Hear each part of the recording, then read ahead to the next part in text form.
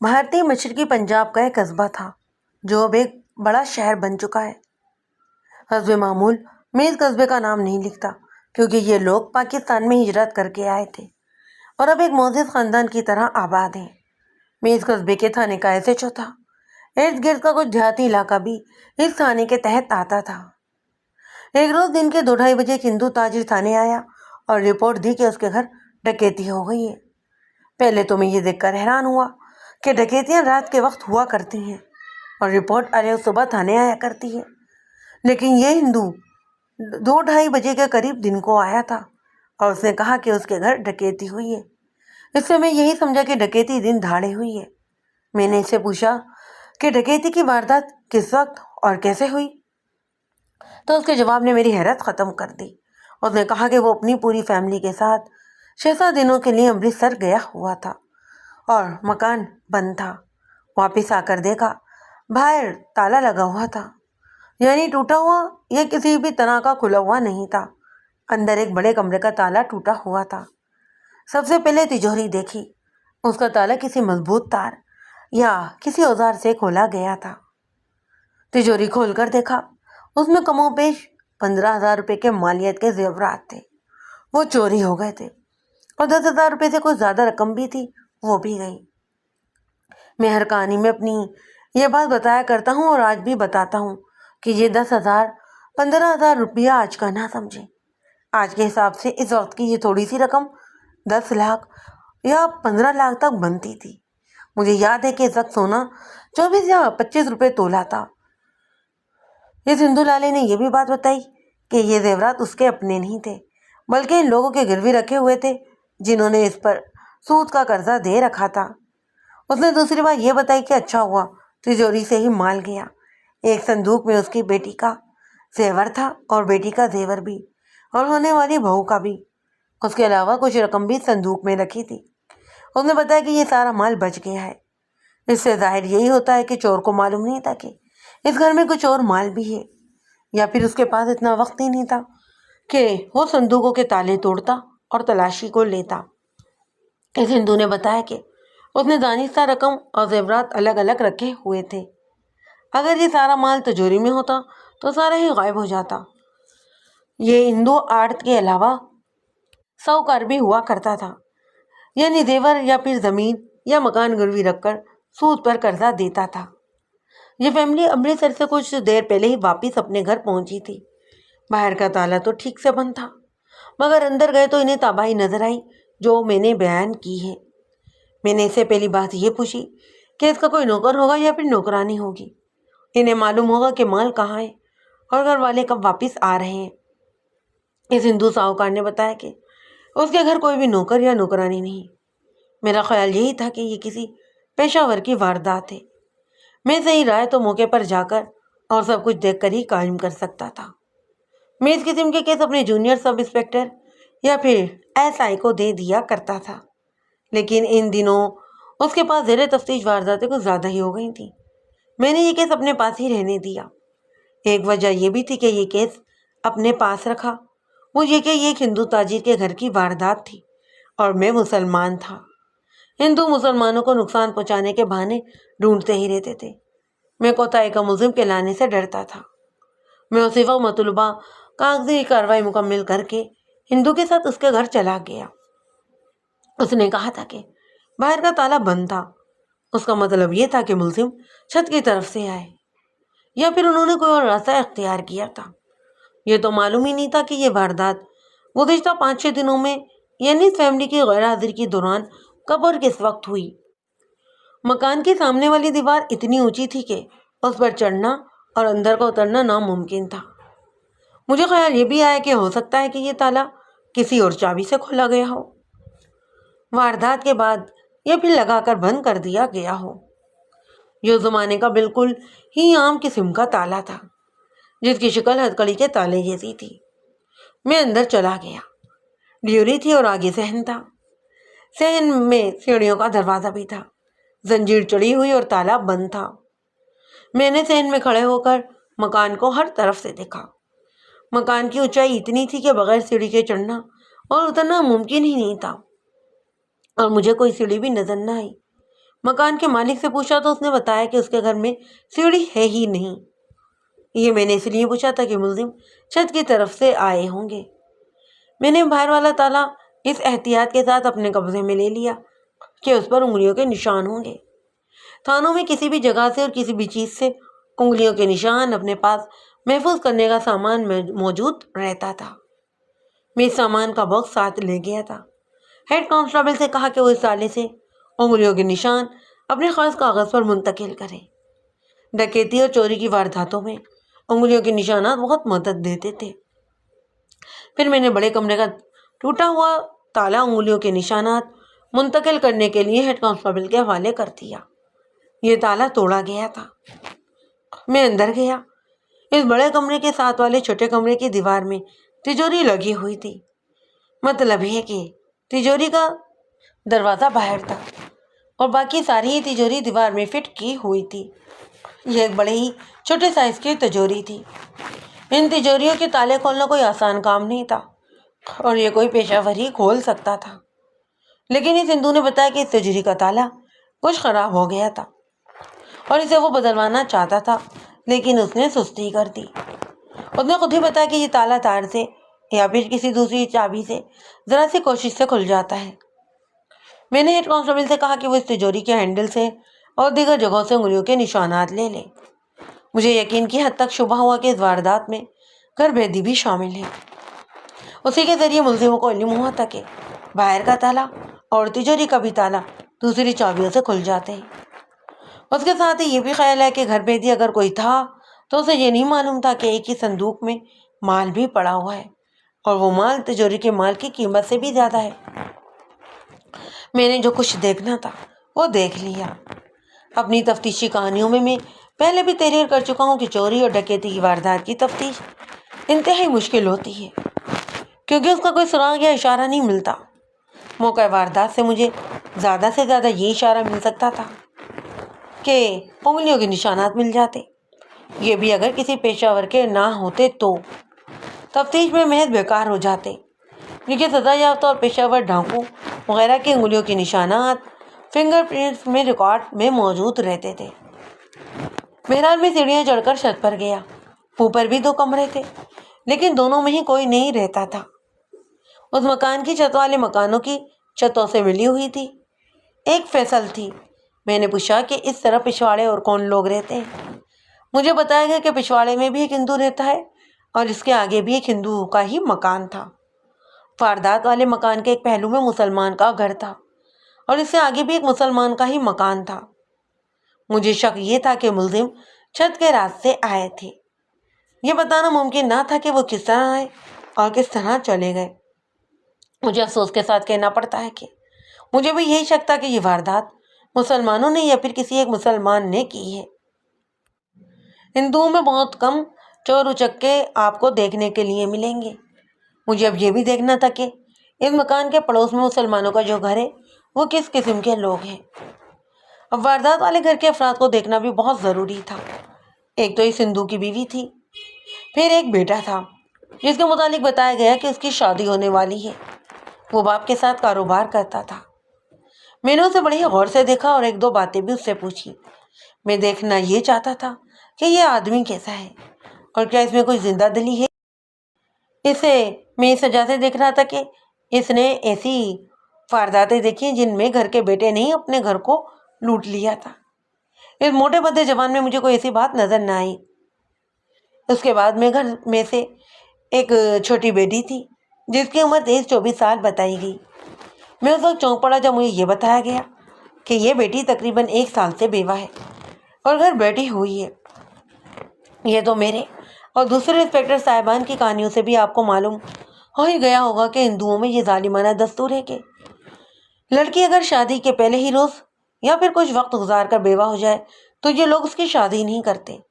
صرف یہی نہیں بلکہ اس پر یہ بھی ظلم کیا جاتا ہے کہ اسے منحوس سمجھ کر گھر کے کسی کونے خدرے میں بٹھا دیا جاتا ہے، جس طرح کوئی بیکار چیز یا کاٹ کباڑ اسٹور میں پھینک دیا جائے۔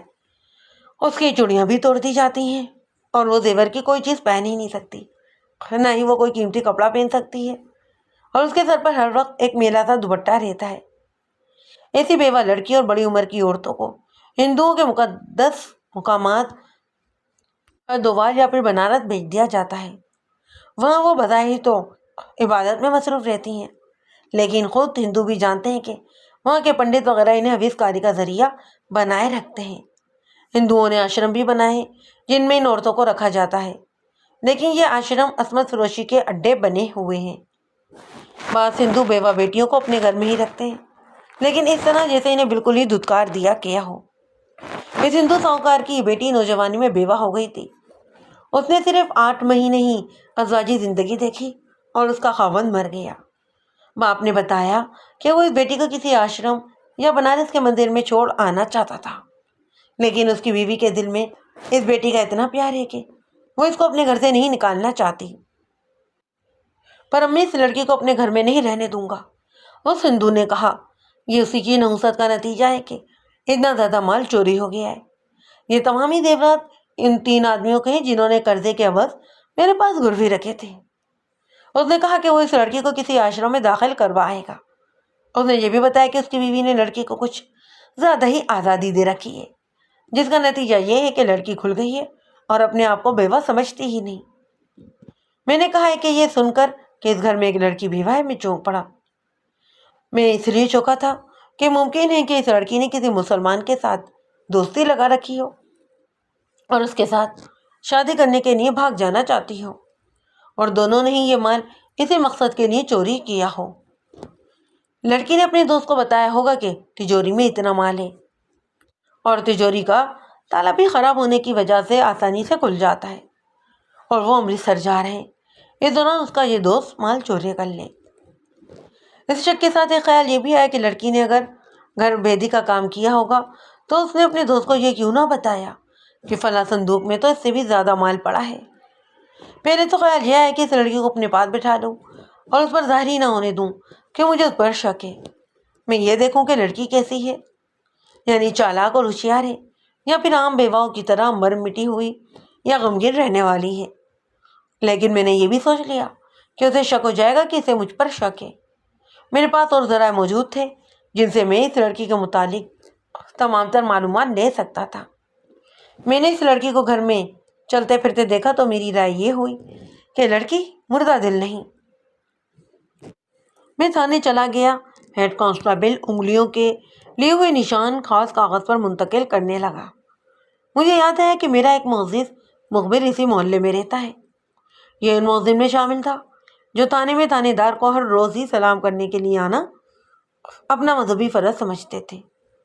تھانے داروں کی خوشنودی حاصل کرنے کے لیے یہ لوگ ہر گھر کی اور اپنے اپنے محلے کے ہر فرد کی پوری خبر رکھتے، اور جب کبھی ضرورت پڑتی تو یہ تھانے دار کو پوری معلومات وہاں پہنچاتے۔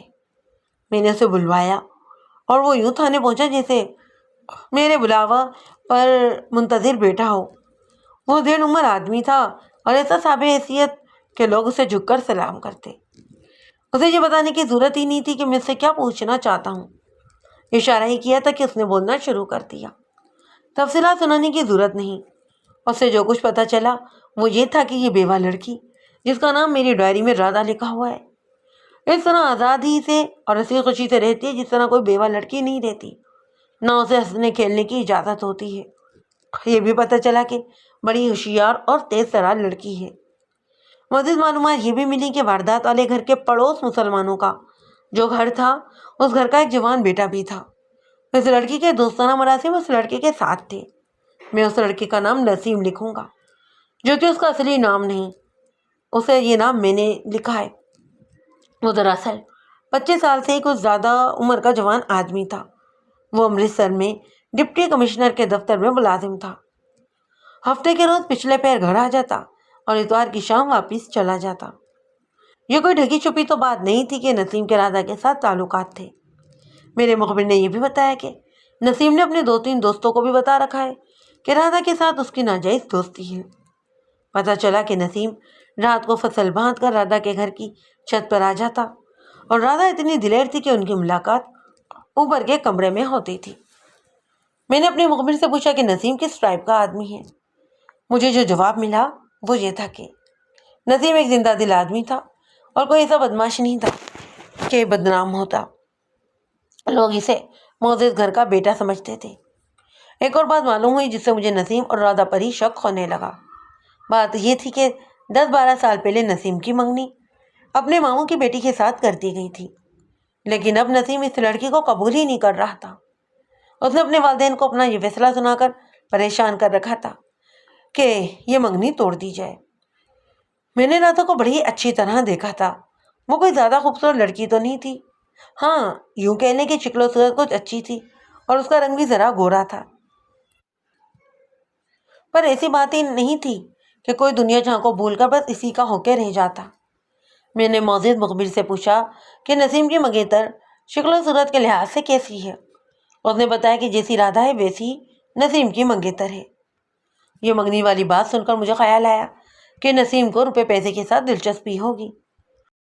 رادھا نے اسے بتایا ہوگا کہ وہ اسے بڑی زیادہ دولت دے سکتی ہے، وہ ذرا ہمت کرے۔ اپنے گھر کے مال و دولت کا بتا کر نسیم سے کہا ہوگا کہ وہ وہاں سے چوری کر لے، پھر دونوں ہی کہیں بھاگ چلیں گے اور شادی کر لیں گے۔ میں نے اس مخبر سے اپنے مطلب کی ساری باتیں معلوم کر لیں، کچھ اس نے بغیر پوچھے ہی بتا دی۔ میں نے اسے کہا کہ وہ نسیم کے 2-3 دوستوں کو بھی میرے پاس اسی طرح بھیجے جیسے کسی کو پتہ ہی نہ چلے۔ نسیم تو اس وقت امرتسر میں تھا۔ میرا مخبر چلا گیا۔ میں سوچنے لگا کہ یہ واردات کسی پیشہ ور نے کی ہے یا پھر کسی اناڑی نے۔ مجھے کوئی خاص کاریگری اور مہارت نظر نہیں آ رہی تھی۔ البتہ خیال یہ آیا کہ کوئی پیشہ ور ڈکیت ہوتا تو وہ صندوق بھی کھول کر دیکھتا اور سب کچھ لے اڑتا۔ میں نسیم پر شک کرتا تھا، لیکن یہ بتانا مشکل تھا کہ یہ چوری یا ڈکیتی کب اور کس وقت ہوئی۔ نسیم ہفتے کی شام آتا اور اتوار کی شام واپس چلا جاتا۔ اگر یہ واردات اس نے کی تھی تو ظاہر ہے وہ مال اپنے ساتھ امرتسر لے گیا ہوگا۔ یہ سوچ کر میں نے ضروری سمجھا کہ امرتسر جا کر نسیم کو دفتر سے پکڑا جائے اور اس کے گھر کی تلاشی بھی لی جائے۔ میں نے عیسائی کو بلا کر اپنے پاس ہی بٹھایا، اسے پوری واردات سنائی اور سمجھائی بھی، اور نسیم کے متعلق بھی پوری باتیں سنائی۔ میری ہدایت سننے سے پہلے ہی اس نے کہا کہ وہ امرتسر جا کر ابھی نسیم کو پکڑے گا اور وہ جہاں کہیں رہتا ہے وہاں کی تلاشی لے گا اور اسے یہاں لے کر آئے گا۔ میرا یہ عیسائی ہندو تھا اور تجربے کار پولیس افسر تھا، چونکہ وہ ہندو اور نسیم مسلمان تھا، اس لیے مجھے یقین تھا کہ یہ عیسائی پوری دلچسپی کے ساتھ اس کارروائی پر عمل کرے گا اور وہ نسیم کو یہ گناہ کبھی نہیں بخشے گا کہ اس نے ایک ہندو بیوہ لڑکی کے ساتھ دوستانہ گانٹھ رکھا تھا اور ایک ہندو تاجر کے گھر چوری بھی کی تھی۔ میں نے عیسائی کو مکمل ہدایت دی اور کہا کہ وہ 2 کانسٹیبلوں کو ساتھ لے لے اور امرتسر کو روانہ ہو جائے۔ میں نے یہ بھی کہہ دیا تھا کہ نسیم کی خانہ تلاشی میں کچھ برآمد ہو یا نہ ہو اور اسے اپنے ساتھ لے کر آ جائے۔ میں نسیم کو سب سے بڑا مشتبہ دے کر تھانے میں پابند رکھنا چاہتا تھا۔ عیسائی سے فارغ ہو کر اپنے جونیئر سب انسپکٹر کو بلایا اور اسے کہا کہ وہ تمام ہی مشتبوں کو تھانے بلا کر تفتیش شروع کر دے۔ ان مشتبوں میں جرائم پیشہ افراد بھی شامل تھے۔ ان میں جو سزا یافتہ تھے ان کی انگلیوں کے نشان بلڈ ریکارڈ پر موجود تھے۔ ان جرائم پیشہ اور سزا یافتہ مجرموں سے تفتیش کا طریقہ ہم کچھ اور ہی اختیار کیا کرتے تھے۔ یوں کہہ لیں کہ یہ لاتوں کے بھوت تھے جو باتوں سے نہیں مانا کرتے تھے، یہ ڈنڈے کی اور تشدد کی زبان سمجھتے۔ سب انسپکٹر نے اسی وقت اس کارروائی پر عمل درآمد شروع کروا دیا۔ نسیم کے 2 دوست آ گئے تھے۔ میں نے دونوں کو ہی اپنے پاس بلا لیا، انہیں بتایا کہ ڈکیتی کی واردات ہوئی ہے اور میں ان سے جو کچھ بھی پوچھوں وہ بالکل صحیح بتا دیں، ورنہ پولیس سے شہادت چھپانے کے جرم میں انہیں گرفتار کیا جا سکتا ہے۔ وہ اتنا ہی سن کر ڈر گئے، دونوں نے ہی سچ بولنے کا وعدہ کیا۔ تب میں نے ان سے پوچھا کہ وہ الگ الگ بیان دینا چاہیں گے یا پھر اکٹھے ہی میرے پاس بیٹھنا پسند کریں گے۔ انہوں نے پوچھا کہ میں ان سے کیا پوچھنا چاہتا ہوں۔ میں نے بڑے ہی صاف الفاظ میں انہیں بتا دیا کہ میں رادھا اور نسیم کی دوستی کے متعلق پوچھنا چاہتا ہوں۔ دونوں نے ہی بے یک زبان کہا کہ وہ اکٹھے بیٹھ کر ہی بات کریں گے۔ ایک نے کہا کہ اس میں رازداری والی کوئی بات ہی نہیں۔ دونوں نے باری باری تصدیق کر دی کہ گزشتہ 6-7 مہینوں سے نسیم اور رادھا کی خفیہ ملاقاتیں چل رہی تھیں۔ انہوں نے یہ بھی بتا دیا کہ اس سے پہلے رادھا کی ایسی ہی دوستی ایک ہندو نوجوان کے ساتھ تھی، لیکن رادھا اس سے معلوم نہیں کہ متنفر ہو گئی۔ اس کے بعد رادھا نے نسیم کے ساتھ دوستی کر لی تھی۔ نسیم اپنے دوستوں کو رادھا کے ساتھ خفیہ ملاقاتوں کی تفصیل سناتا رہتا۔ اور یہ بھی کہتا تھا کہ رادھا کو جہاں کہیں بھی آنے کا کہہ دے وہ جان پر کھیل کر وہاں پر پہنچے گی۔ رادھا کے متعلق انہوں نے بتایا کہ وہ عام قسم کی ہندو اور مسلمان لڑکیوں جیسی ڈرپوک نہیں، وہ تو ہر خطرہ مول لینے کو تیار رہتی تھی۔ مجھے صرف ایک بات بتاؤ، میں نے نسیم کے ان دونوں نوجوان دوستوں سے کہا، ذرا سی بھی غلطی نہ کرنا۔ نسیم اور رادھا یہاں سے بھاگ کر کیا کہیں اور جا کر شادی کا ارادہ رکھتے ہیں؟ یہ کہاں تک صحیح ہے؟ یہ صحیح نہیں ہے، انہوں نے کہا۔ نسیم ہمیں صاف لفظوں میں کہہ چکا ہے کہ رادھا اسے اکساتی رہتی ہے کہ چلو یہاں سے بھاگ چلیں اور بہت دور کہیں جا کر شادی کر لیں گے۔ رادھا نے یہ بھی کہا کہ وہ گھر سے بہت ساری رقم اور زیورات ساتھ لے کر چلے گی، لیکن نسیم یہ بات نہیں مان رہا تھا۔ اس نے رادھا کو جھانسا دے رکھا ہے کہ کسی بھی وقت وہ بھاگنے اور شادی کرنے کا ارادہ پورا کر سکتا ہے۔ ان دونوں نے کچھ اور تفصیل بتا کر یہ بھی بتایا کہ نسیم رادھا سے پیسے کھا رہا تھا۔ اگر نسیم کا ارادہ یہ ہوتا کہ رادھا کو لے کر ساتھ کہیں نکل جانا ہے تو وہ کبھی اس ارادے پر عمل کر چکا ہوتا۔ انہوں نے بتایا کہ نسیم اسی پر خوش تھا کہ وہ ہندوؤں کی ایک لڑکی کو خراب کر رہا تھا اور اس سے پیسے بھی کھا رہا تھا۔ انہوں نے بتایا کہ نسیم میں اتنی عقل تھی کہ اس نے سوچ لیا تھا کہ رادھا کو بھگا کر کتنا ہی دور کیوں نہیں لے کر چلا جاتا۔ ہندوؤں کو اور پولیس کو بھی اتنا سا تو سراغ مل ہی جانا تھا کہ رادھا نسیم کو ہی ساتھ لے کر گیا ہے اور یہ دونوں پکڑے جاتے۔ ہندو نسیم کے پورے خاندان کا بیڑا غرق کر کے رکھ دیتے۔ نسیم نے اور اس کے دوستوں نے مجھ سے کوئی بات بھی نہیں چھپائی، لیکن میں نے بھی ان پر اعتبار کرنا مناسب نہ سمجھا۔ میں نے سوچا کہ نسیم نے ان دوستوں کو رادھا کے ساتھ اپنے تعلقات تو سنا دیے تھے، لیکن ڈکیتی یا چوری ایک ایسا جرم ہے جو کوئی بھی شخص اپنے کسی دوست کو نہیں بتاتا۔ یہ ممکن تھا کہ نسیم بھی آخر ایک انسان تھا اور رادھا کی بات اور اتنی زیادہ دولت کے لالچ میں آ گیا ہوگا اور وہ اتنا زیادہ مال لے اڑا اور اب رادھا کو بھاگ کر اس کے پاس پہنچنا تھا۔ یہ بات میرے ذہن میں تھی کہ رادھا کے گھر میں چھت کی طرف سے اترا جا سکتا تھا، باہر کے دروازے کا تالا بھی بند تھا۔ اب دیکھنا یہ تھا کہ وہ چھت کی طرف سے اس گھر میں کیسے اترا۔ ہو سکتا ہے کہ رسہ لٹکا کر اترا ہو۔ میرا SI امرتسر جانے کے لیے تھانے سے روانہ ہو گیا تھا۔ وہ رات بھی گزر گئی۔ میرے جونیئر سب انسپکٹر نے رات کو ہی جرائم پیشہ مشتبہ کو بلانا شروع کر دیا۔ ان میں سے جو آئے ان سے میں نے تفتیش شروع کر دی تھی۔ اس تفتیش کو میں تفصیل سے بیان نہیں کروں گا کیونکہ یہ صرف سوال و جواب کا ہی طریقہ کار نہیں تھا۔ اگلے 3-4 روز تک مخبر بھی میرے پاس آتے رہے اور اپنی اپنی رپورٹیں بھی دیتے رہے، پر کوئی نئی بات معلوم نہیں ہوئی۔ انہی باتوں کی تصدیق ہوئی جو پہلے ہی معلوم ہو چکی تھی۔ نسیم اور رادھا کی دوستی کا تو سب کو ہی علم تھا۔ امرتسر وہاں سے 20-22 میل کی دوری پر تھا۔ ایسا ہی اگلے روز کے پچھلے پہر 4 بجے کے قریب نسیم کو ساتھ لیے امرتسر سے واپس آ گیا۔ اس نے نسیم کو ہتھ کڑی نہیں لگائی تھی۔ نسیم وہاں ایک کمرے کے مکان میں ہی رہتا تھا۔ ایسا ہی نے وہاں کی تلاشی لی، کچھ بھی برآمد نہ ہوا۔ میں نے نسیم کو الگ بٹھا لیا۔ میں نے رادھا کے ساتھ اس کی دوستی کی بات کی تو اس نے بغیر کسی پس و پش کے تسلیم کیا کہ رادھا کے ساتھ اس کی دوستی ہے اور یہ دوستی شریفانہ نہیں۔ اس نے وہ ساری باتیں میرے ساتھ کی جو وہ اپنے دوستوں کو بتاتا رہتا تھا۔ اس نے یہ بھی تسلیم کیا کہ وہ رادھا سے پیسے بھی کھاتا تھا اور یہ بھی کہ رادھا اسے کہتی تھی کہ اس کے گھر چوری کرے اور پھر دونوں یہ مال لے کر کہیں بھاگ جائیں گے۔ رادھا نے اسے کچھ دن پہلے ہی بتایا تھا کہ وہ سب 6-7 دنوں کے لیے امرتسر جا رہے ہیں اور اس دوران نسیم بڑی آسانی سے چوری بھی کر سکتا ہے۔ نسیم نے مجھے یقین دلانے کی بہت کوشش کی کہ وہ رادھا کی ہاں میں ہاں ملاتا رہتا تھا کیونکہ اس سے اسے ذاتی مفاد ملتا، لیکن وہ ایسا خطرہ مول لینے کو بالکل تیار نہیں تھا۔ مجھے نسیم پر شک کی وجہ سے بھی پکا ہوتا کہ اس نے اپنے ماموں کی بیٹی کو قبول کرنے سے انکار کر دیا تھا، حالانکہ اس کے ساتھ اس کی منگنی ہو چکی تھی۔ میں نے اسے پوچھا کہ اپنی ماموزاد کو وہ کیوں نہیں قبول کر رہا۔ یہ لڑکی مجھے اچھی نہیں لگتی، نسیم نے جواب دیا۔ آپ میرے گھر والوں سے پوچھ لیجئے۔ میں نے یہ بات رادھا کی دوستی شروع ہونے کے بعد نہیں کی، بلکہ اپنی ماں کو میں نے اسی وقت اپنا یہ فیصلہ سنا دیا تھا جب رادھا ابھی بیوہ بھی نہیں ہوئی تھی، اور رادھا کی طرف تو میرا کبھی دھیان گیا ہی نہیں۔ میں نے پہلے لکھا نہیں کہ نسیم کے دوستوں سے بھی میں نے یہ بات پوچھی تھی۔ انہوں نے بھی یہی جواب دیا تھا جو نسیم مجھے دے رہا تھا۔ اس کے باوجود میں بھی نسیم کو بے گناہ قرار نہیں دے سکتا تھا۔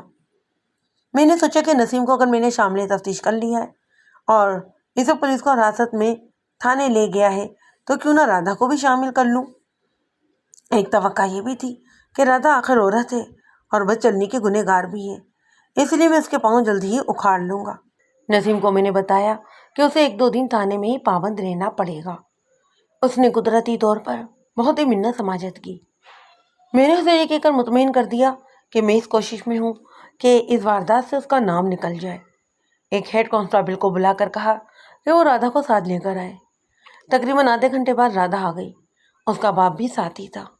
وہ خاصا پریشان تھا کہ میں نے اس کی بیٹی کو کیوں بلایا ہے۔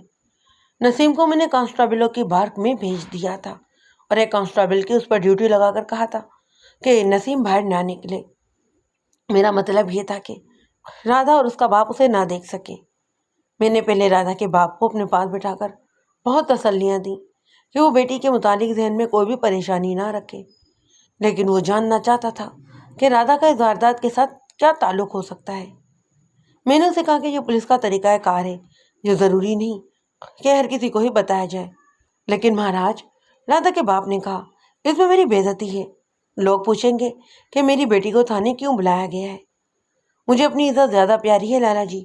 میں نے کہا، میں اگر دوسروں کی بے عزتی دیکھ کر کسی فرد کو شامل تفتیش نہ کروں تو پھر میں اپنا فرض پورا نہیں کر سکتا، اور اس کے نتیجے میں میرے اوپر کے آفیسر مجھ سے جواب طلبی کریں گے۔ اگر آپ کو اپنی عزت کا اتنا ہی خیال ہے تو یہ لکھ کر دے دیں کہ آپ کے گھر میں ڈکیتی کی واردات نہیں ہوئی۔ میں نے اسے یقین دلایا کہ میں اس کی بیٹی کی عزت کا پورا خیال رکھوں گا، لیکن صرف تھانے کے اندر۔ وہ میری باتوں سے مطمئن تو نہ ہوا، جس کا مجھے کوئی افسوس بھی نہیں تھا۔ اسے چلتا کیا اور رادھا کو اپنے پاس بلایا۔ ظاہر ہے کہ وہ ڈری ہوئی اور گھبرائی ہوئی تھی۔ اسے بتایا کہ اس کی کوئی بھی بات مجھ سے ڈھکی چھپی نہیں اور وہ جھوٹ بولنے کی کوشش نہ کرے۔ مجھے اس کے جذبات سے پوری طرح واقفیت تھی۔ وہ بیوہ تھی اور اپنے ہی گھر میں دھتکاری ہوئی تھی۔ میں نے اسی کے مطابق اس کے ساتھ باتیں شروع کر دیں، جن کا تعلق واردات کے ساتھ نہیں بلکہ اس کی اپنی ذات اور اس کے جذبات کے ساتھ تھا۔ میں نے ہندوؤں کی اس رسم کو بڑا ہی ظالمانہ کہا کہ بیوہ کو دوسری شادی نہیں کرنے دیتے۔ میری ان باتوں سے وہ اتنی متاثر ہوئی کہ اس کے چہرے سے گھبراہٹ ختم ہو گئی اور وہ باتیں کرنے کے موڈ میں آ گئی۔ میں نے اپنے تجربے اور استادی اور چرب زبانی کو بروکار لاتے ہوئے آخرکار اسے زبان کھولنے پر مجبور کر ہی دیا۔ اس کی جھجک ختم ہو گئی۔ خدا کا شکر ہے، میں نے جذباتی لہجے میں کہا، کہ مسلمانوں میں ایسی بدعت نہیں۔ تم جیسی نوجوان اور خوبصورت لڑکی بیوہ ہو جائے تو اس کے ساتھ شادی کرنے والوں کی قطاریں لگ جاتی ہیں، اور لڑکی کے والدین کسی اچھے سے لڑکے کو پسند کر کے لڑکی کی شادی کر دیتے ہیں۔ صرف 3 مہینے انتظار کرنا پڑتا ہے، جسے ہمارے مذہب میں عدت کہا جاتا ہے۔ مجھے معلوم ہے، رادھا نے کہا، میں نے تو مسلمان ہو جانے کا فیصلہ بھی کر لیا ہے، لیکن وہ چپ ہو گئی اور دروازے کی طرف دیکھنے لگی۔ میں سمجھ گیا کہ اصل بات جو مجھے درکار تھی وہ اس کے بعد ہی شروع ہونا تھی، مگر وہ اس بات کو زبان سے واپس لے گئی۔ میری سخت ضرورت یہ تھی کہ اس لڑکی سے مجھے کوئی سراغ یا اشارہ مل جائے، لیکن میرے دل کی بات سنے تو یہ تھی کہ اس لڑکی کے ساتھ مجھے ہمدردی بھی پیدا ہو گئی تھی۔ میں حیران بھی تھا اور ہندوؤں پر مجھے غصہ بھی آ رہا تھا کہ وہ کس بے دردی سے اس عمر اور اس شکل و صورت کی لڑکی کی زندگی تباہ کر دیتے ہیں، ان کے جذبات کا خون کر دیتے ہیں، اور پھر ان کے لیے ایسی جذباتی صورتحال پیدا ہو جاتی ہے کہ یہ اپنی جسمانی تسکین کے ناجائز ذرائع پیدا کر لیتی ہیں۔ میں نے رادھا کی دل کی بات نکلوانے کے لیے اسے اکسایا، لیکن وہ اصل بات پر آئی تو چپ ہو گئی تھی۔ میں نے اسے اکسایا کہ وہ پوری بات کرے۔ ڈرتی ہو؟ رادھا نے کہا، آپ تھانے دار ہیں، پتہ نہیں آپ کو میرے ساتھ کیا ہمدردی ہو سکتی ہے۔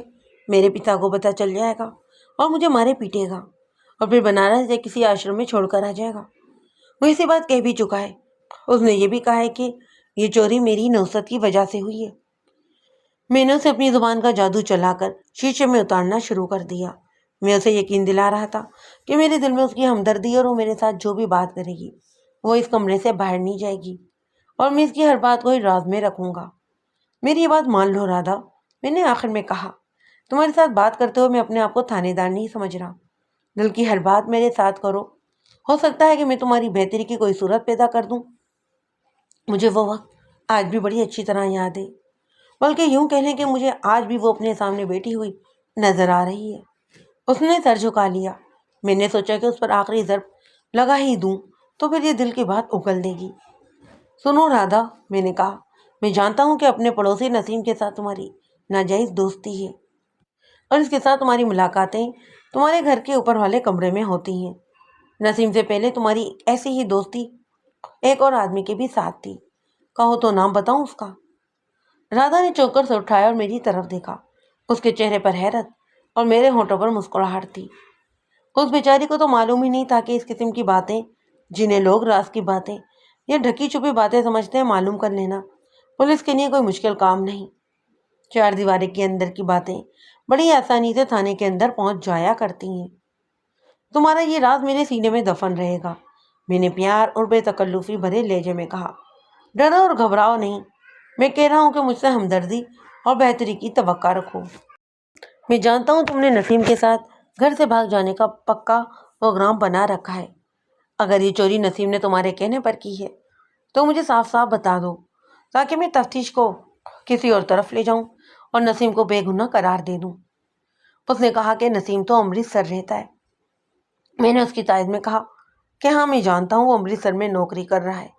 میں دیکھ رہا تھا کہ وہ کچھ کہنا چاہتی تھی، لیکن الفاظ اس کی زبان پر نہیں آ رہے تھے۔ صاف ظاہر ہوتا تھا کہ وہ اصل بات چھپانے کی کوشش میں ہے۔ تمہیں مجھ پر اعتبار نہیں، میں نے کہا۔ تم یہ تو ضرور مانو گی کہ نسیم کے ساتھ تمہاری در پردہ دوستی ہے۔ اگر تم انکار کرو گی تو یہ نسیم کے لیے اچھا نہیں ہوگا۔ یہ بات عدالت تک پہنچ جائے گی، پھر تم سمجھ سکتی ہو کہ تمہاری کتنی بے عزتی اور بدنامی ہوگی۔ اس نے دبی دبی سی زبان میں اقرار کر لیا کہ ہاں، نسیم کے ساتھ اس کی دوستی ہے۔ میں نے اس بات کو اپنے ہی انداز سے آگے چلایا تو اس نے یہ بھی مان لیا کہ نسیم کو اس نے کہا تھا کہ وہ اس کے گھر سے مال چوری کرے، پھر وہ نسیم کے ساتھ گھر سے بھاگ چلے گی اور ہندوستان میں کہیں دور جا کر وہ مسلمان ہو جائے گی۔ پھر وہ دونوں شادی کر لیں گے اور اپنی نئی زندگی بنائیں گے۔ پھر نسیم نے یہ چوری کی واردات کی، میں نے کہا۔ میں یہ نہیں بتا سکتی، رادھا نے کہا۔ ہم امرتسر سے واپس آئے تو تجوری ٹوٹی ہوئی دیکھی۔ 4-5 دن گزر گئے، نسیم کے ساتھ میری ملاقات بھی نہیں ہوئی۔ اگر یہ چوری اس نے کی ہوتی تو وہ ان دنوں امرتسر آتا اور مجھے ضرور بتاتا۔ اس دفعہ نسیم گھر تو آیا تھا، لیکن میری اس کے ساتھ ملاقات نہیں ہو سکی کیونکہ مجھ پر باپ نے نظر رکھ لی تھی۔ نسیم اتوار کی شام واپس چلا گیا۔ ایسی بات ہوتی جو آپ پوچھ رہے ہیں تو وہ چھت پر آ کر دور سے ہی مجھے اشارہ کر دیتا یا پھر کسی اور ذریعے سے مجھے بتا دیتا کہ اس نے یہ کام کر دیا ہے اور اب میں بھاگ چلنے کے لیے تیار رہوں۔ میں نے اس کے ساتھ بہت جرأت کی اور اس کی ہر بات میں سے ہی بات نکال کر کئی سوال کیے، لیکن وہ یہی کہتی رہی کہ اسے نہیں معلوم کہ یہ چوری نسیم نے کی ہے۔ میرے لیے اس کا مطلب یہ تھا کہ نسیم میری نظروں میں مشتبہ تھا، لیکن اس یقین کے بغیر کہ یہ واردات اس نے کی ہے۔ رادھا نے میرے آگے ہاتھ جوڑ دیے، اس کی آنکھوں میں آنسو آ گئے۔ اس نے منت سماجت بھرے لہجے میں کہا کہ میں نسیم کے ساتھ دوستی کی بات اس کے باپ تک نہ پہنچنے دوں۔ میں نے اسے کہا کہ وہ مجھ سے باتیں بھی تو چھپا رہی ہے اور مجھ سے رازداری کی بھی توقع رکھتی ہے۔ یہ سن کر وہ رو پڑی، کہتی تھی کہ اسے نہیں معلوم۔ ایک بات بتاؤ، میں نے کہا، تم نے نسیم سے کہا تھا کہ وہ تمہارے گھر سے مال چوری کرے، کیا نسیم نے تمہیں یقین سے کہا تھا کہ وہ یہ کام کرے گا؟ آپ یقین نہیں کریں گے، رادھا نے جواب دیا۔ میں جب بھی سے یہ بات کہتی وہ ہنس کر کہتا تھا کہ یہ واردات کرے گا، لیکن اس کا انداز ایسا ہوتا یہ تو وہ میری بات پر دھیان ہی نہیں دے رہا ہو۔ کیا وہ تم سے پیسے بھی لیتا رہا تھا؟ ہاں، رادھا نے جواب دیا۔ ہر ملاقات پر وہ مجھ سے 100-150 روپیہ مانگتا جو میں اسے دے دیتی۔ ایسا بھی ہوا ہو کہ اس نے پیسے نہ مانگے پھر بھی میں نے اسے کچھ رقم دی تھی۔ ایک بات پر غور کرو رادھا، میں نے اس کے دل میں نسیم کے خلاف شک پیدا کرنے کی نیت سے کہا۔ اگر میں کہوں کہ نسیم تمہیں دھوکہ دیتا رہا ہے اور اس کی دلچسپی تمہارے جسم کے ساتھ اور اس رقم کے ساتھ تھی جو تم اسے دیتی رہتی تھی، تو تم کیا کہو گی؟ اس نے سوچ سوچ کر رک کر ایسا جواب دیا جس سے ظاہر ہوتا تھا کہ وہ کوئی فیصلہ نہیں کر سکتی اور نہ ہی کوئی رائے دے سکتی ہے کہ نسیم اس کے ساتھ مخلص تھا یا نہیں۔ میں نے اسے نسیم کے خلاف کرنا شروع کر دیا۔ میری کوشش تو یہ تھی کہ رادھا کے دل میں نسیم کے خلاف فریب کاری کا سبب پیدا ہو جائے۔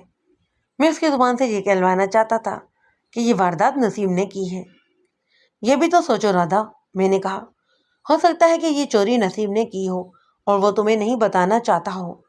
تم نے اسے بتایا تھا کہ تجوری کا تالا خراب ہے اور آمتی تار کے ساتھ بھی کھل جاتا ہے۔ نسیم کے لیے یہ واردات بہت ہی آسان تھی۔ وہ چھت سے اترا، کمرے کا تالا توڑا اور جس طرح تم نے اسے بتایا تھا اس نے تار سے تجوری کا تالا کھول لیا اور مال کو لے گیا۔ یہ واردات اس وجہ سے بھی آسان تھی کہ گھر میں کوئی تھا ہی نہیں، اور اب تم اسے بچانے کی سوچ رہی ہو، لیکن تم اس طرف دھیان نہیں دے رہی کہ نسیم نے سارا ہی مال ہضم کر لیا ہے اور اب تمہارے ساتھ تعلق بھی توڑ لے گا۔ تم خود کہہ رہی ہو کہ نسیم گھر آیا تھا اور چھت پر آ کر اس نے اشارہ تک نہیں دیا کہ یہ کام کر دیا ہے اور اب تم بھاگنے کی تیاری کرو۔ میری تو کل ہی کام نہیں کرتی، رادھا نے کہا۔ کسی کے دل کا بھید جان لینا بڑا ہی مشکل ہوتا ہے۔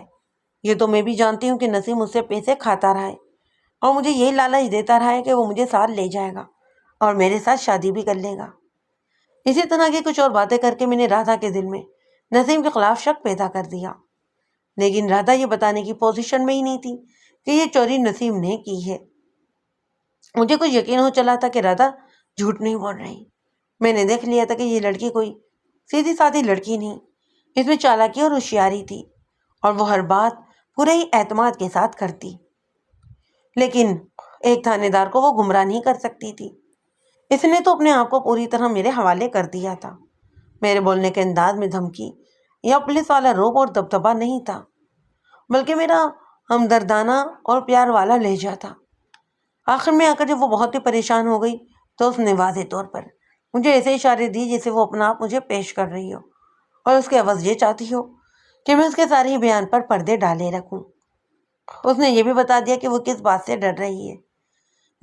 یہ تھا کہ پتہ چل گیا کہ یہ واردات نسیم نے کی ہے تو یہ بات بھی کھل کر سامنے آ جائے گی کہ یہ واردات رادھا نے اس سے کروائی ہے اور رادھا کا دوستانہ نسیم کے ساتھ ہے۔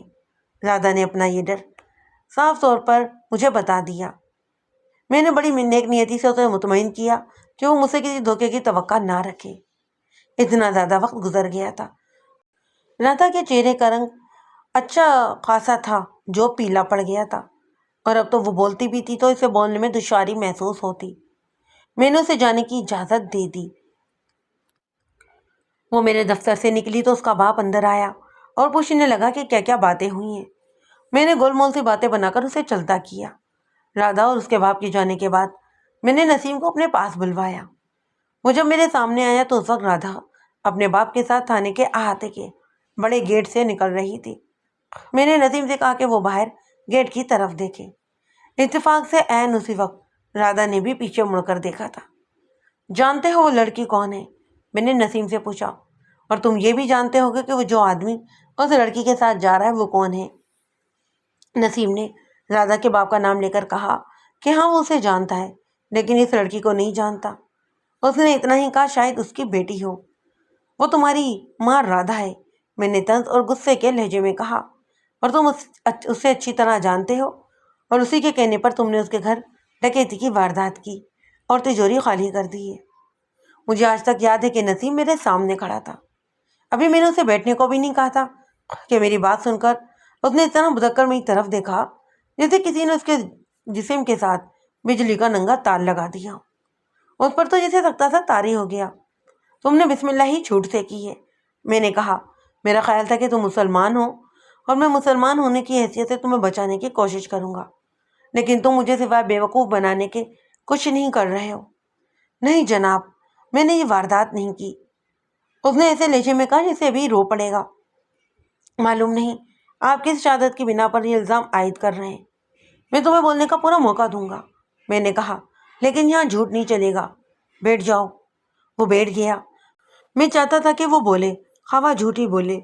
جھوٹ سے ہی پتہ چل جائے گا کہ یہ شخص کس پوزیشن میں اور یہ کیا جھوٹ بول رہا ہے۔ اس میں کچھ سچ بھی ہے یا سارا ہی جھوٹ بک رہا ہے۔ یہ تو اسے میں پہلے ہی بتا چکا تھا کہ میں اس کے متعلق تمام تر معلومات لے چکا ہوں، اس کی اور رادھا کی دوستی کو بھی جانتا ہوں، اور اب اس کے لیے جھوٹ بولنے کی کوئی گنجائش ہی نہیں رہی تھی۔ تم نے دیکھ لیا ہے، میں نے آخر میں کہا۔ رادھا یہاں سے گئی ہے، وہ 2-3 گھنٹے میرے پاس رہی ہے۔ اس کے باپ کو میں نے باہر بٹھائے رکھا تھا۔ राधा ने भी कोई पर्दा नहीं रहने दिया। सच बोलोगे तो फायदे में रहोगे, वरना 6-7 सालों के लिए जेल में बंद हो जाओगे। उसने बोलना शुरू कर दिया। सबसे पहले तो उसने ये कहा कि ये वारदात उसने नहीं की। वो बोल रहा था और मैं उसकी बात से बात निकालकर कुछ ना कुछ पूछता भी जा रहा था और उसे बता भी रहा था कि मैं ये बात तो पहले से ही जानता हूँ। इस तरह उसने एक तो ये तस्लीम कर लिया कि राधा के साथ उसका नाजायज दोस्ताना था। दूसरा ये भी तस्लीम किया कि राधा उसे उसके घर चोरी करने पर उकसाती और राधा को खुश करने के लिए वो उसकी बात भी मान लेता, लेकिन उसका ये वारदात करने का तो कोई इरादा ही नहीं था। मैं नसीम के बयान को मुख्तसर किए देता हूँ।